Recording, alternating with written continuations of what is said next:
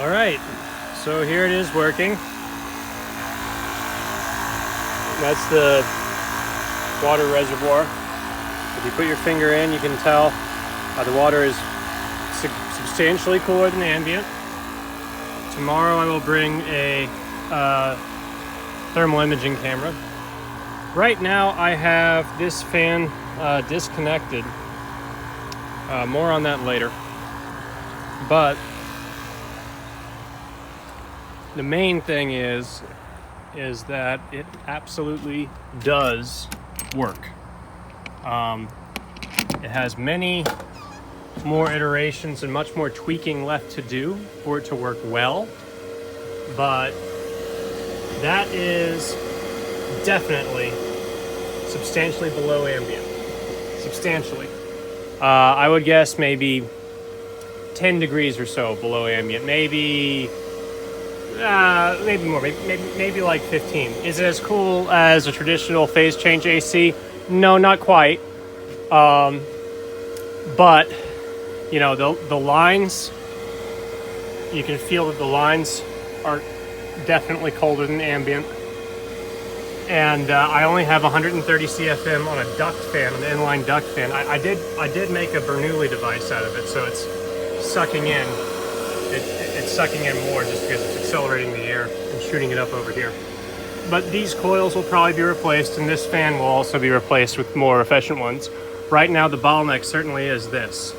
It's certainly the exchange of the cold water outside. It's certainly the exchange of that with the inside air. I need more airflow and quite possibly more surface area. And I have options for doing just that. So, why am I not using a fan here? Because I don't think it's worth the energy. If this was completely saturated, and I will say this is a fairly good job. You see these even streaks, relatively even drips, and they do it on the back side too. The relatively even drips, that's a good thing. You do want to be saturating the coil as much as you possibly can. Unfortunately, even with two pumps, at approximately 6 gallons per minute would be my estimate of the total flow happening here. Even with about 6 gallons per minute, that's not enough to saturate these coils. So what happens when you flow air across this is it simply takes air from the non-saturated portions of the fins, and it creates a heat sink to outside ambient temperature.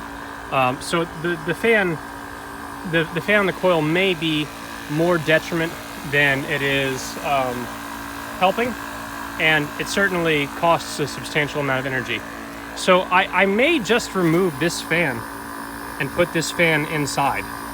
I'm considering doing that, but right now I went through the trouble of mounting it, and it is outside, and when you do want to cool off when you're outside working, it is fantastic. That is a fantastic swamp cooler.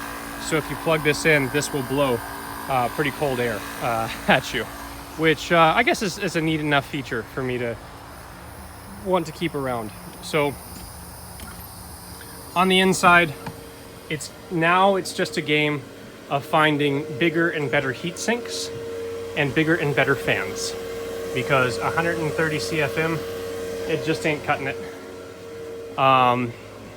It is showing that there's a proof of concept that's viable. It's showing viability here, but it's not sufficient to actually cool the shed to any noticeable degree. Bigger heat sinks, more fan. But that's what I found out with that evaporator. This was heavily inspired by a video by Tech Ingredients. I will definitely attribute it to him. But this video was for my dad. My dad encouraged me to build this, so I wanted to show him and my colleague, Mr. Elliott. And yeah, once it's bigger and scaled up, I believe this will actually make it pretty comfortable in here. Also, that inline fan is noisy. Whenever you have a substantial amount of velocity in air, noise goes up by a lot. So those high velocity fans, not necessarily good for this particular application. So I might play around with radiator fans and probably AC coils or something that got bent. I'll pick one or two up from work if no one minds me taking a scrap one from work, and I'll just get AC fans, and I reckon about 2,000 CFM.